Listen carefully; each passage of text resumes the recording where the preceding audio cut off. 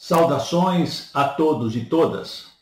Sejam bem-vindos ao curso de arbitragem, em que vamos estudar os meios adequados de resolução de conflitos.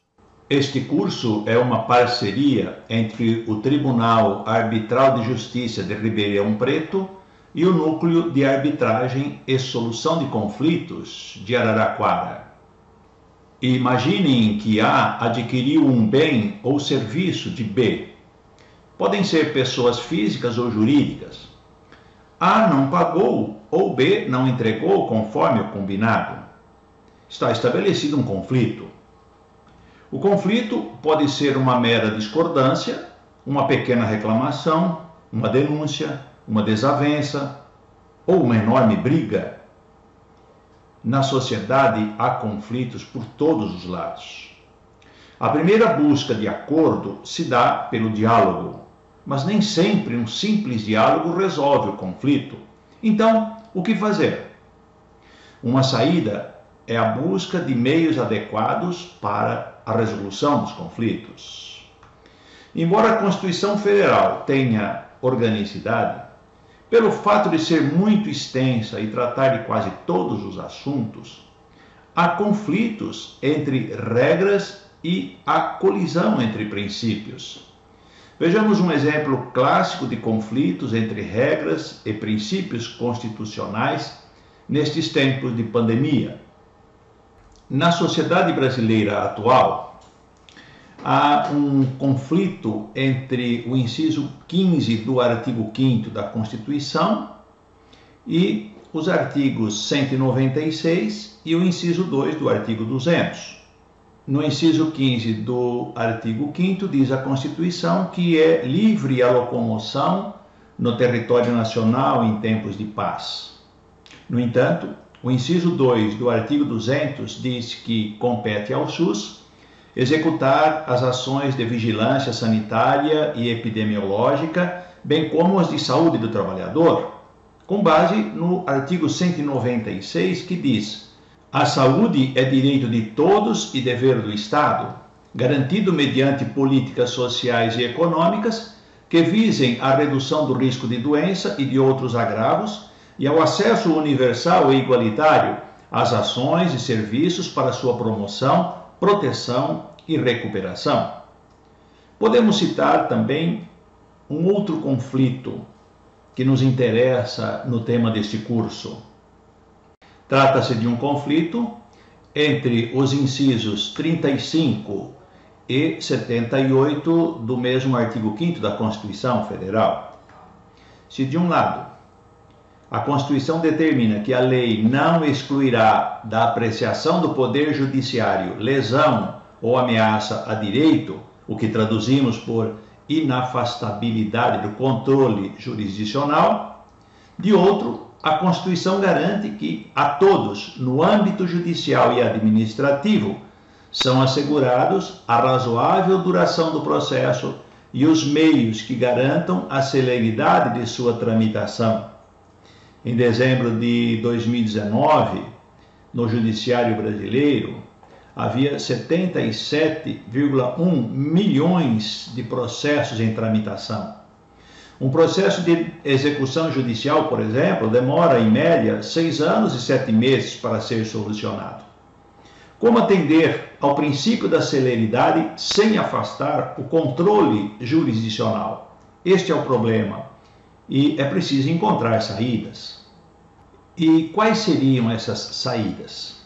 Em primeiro lugar, a justiça gratuita, para permitir que todos tenham acesso à justiça. No Brasil, há formas de justiça gratuita desde as ordenações filipinas até ser consagrada na Constituição Federal de 1988, que determina em seu artigo 134 que a Defensoria Pública é a instituição permanente, essencial à função jurisdicional do Estado, incumbindo-lhe como expressão e instrumento do regime democrático, fundamentalmente, a orientação jurídica, a promoção dos direitos humanos e a defesa, em todos os graus, judicial e extrajudicial, dos direitos individuais e coletivos, de forma integral e gratuita, aos necessitados.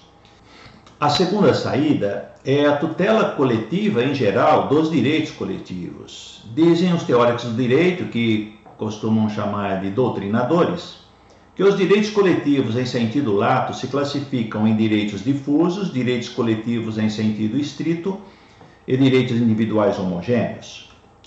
Os interesses ou direitos difusos são os transindividuais de natureza indivisível, de que sejam titulares pessoas indeterminadas e ligadas por circunstâncias de fato, como os direitos dos indígenas, direitos da criança e do adolescente, direito ambiental, por exemplo.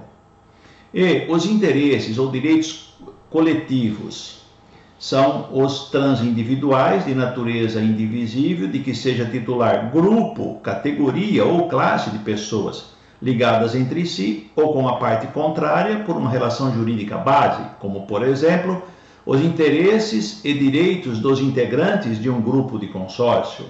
E, por fim, os interesses ou direitos individuais homogêneos decorrentes de origem comum, como, por exemplo, aqueles direitos dos compradores de um veículo cuja série apresentou defeito de fabricação.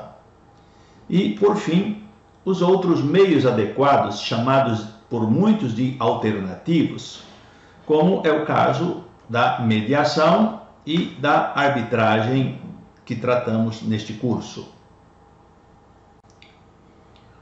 Os meios adequados para a resolução de conflitos dividem-se em duas espécies.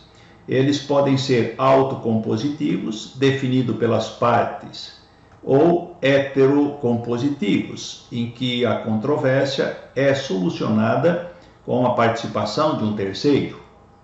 São espécies dos meios autocompositivos a negociação, em que tudo se resolve pelas partes, a chamada Dispute Resolution Boards, juntas de resolução de conflitos, em que empresas nomeiam representantes para ajudar a solucionar um impasse entre elas, a conciliação, em que as partes nomeiam um conciliador para ajudá-las a encontrar uma solução, e a mediação, em que o terceiro apenas aproxima as partes, estimulando-as a compreenderem o ponto de vista um do outro, para que elas mesmas encontrem a solução.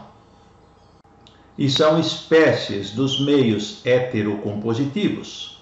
A jurisdição estatal, em que um representante do Estado, um juiz, por exemplo, depois do devido processo legal, dita uma sentença para a tentativa de solução do conflito.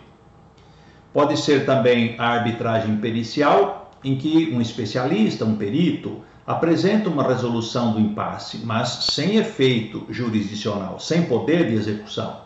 E, por fim, a arbitragem, em que um terceiro, um árbitro, nomeado por um tribunal ou câmara de arbitragem, previamente aceita pelas partes, as partes, numa cláusula compromissória ou num compromisso arbitral, esse terceiro decide o conflito com natureza jurisdicional, cuja sentença reveste-se do poder de um título executivo.